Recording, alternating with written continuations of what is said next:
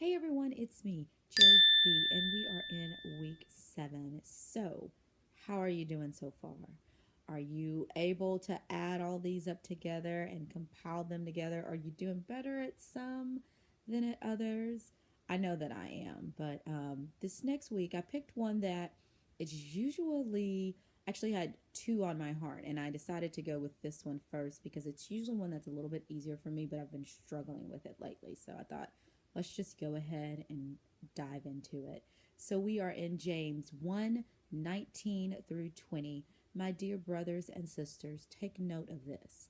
Everyone should be quick to listen, slow to speak, and slow to become angry, because human anger does not produce the righteousness that God deserves.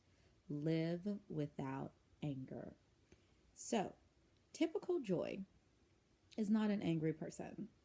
I am a happy go lucky, whatever type of person who kind of just rolls with things. I'm like, let's just roll. I don't like conflict. I don't like to see people fight. It actually makes me upset. And I like run away when people start fighting. Like, I just do not like raised voices and anger and all of the emotions and that comes along with it. Like, that I can be an emotional person, but that is not an emotion that I care to visit. But I'm also a stuffer. So if you are a stuffer, you understand where things happen and people say things and you just stuff them down and you just go doot, doot, doot, doot, doot, doot, doot.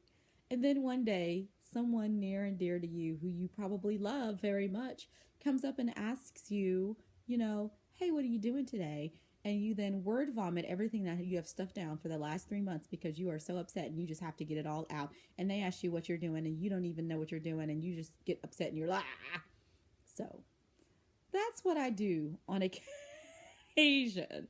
So luckily, that's probably only happened to my closer friends because those are the people that you kind of beat up on.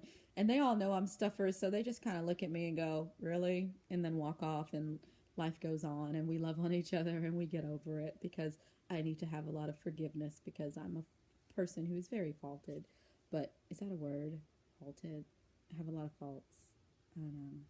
Anyway, we should add it to the dictionary. But um, getting back to living without anger, I have noticed the last few months that I have I have come in contact and in touch with this new anger that I have, and I know that it all stems away from the passing of my dad, and then dealing with just a lot of stuff that I had already dealt with, but now I feel like it's revisiting because being around that whole family during the funeral thing, it just brought up anger in me that I had dealt with a long time ago, and I actually didn't even realize how angry I had been before until it started to revisit. So, can we add this? Can we now, actually, especially with us learning to live to listen, can we now live without anger?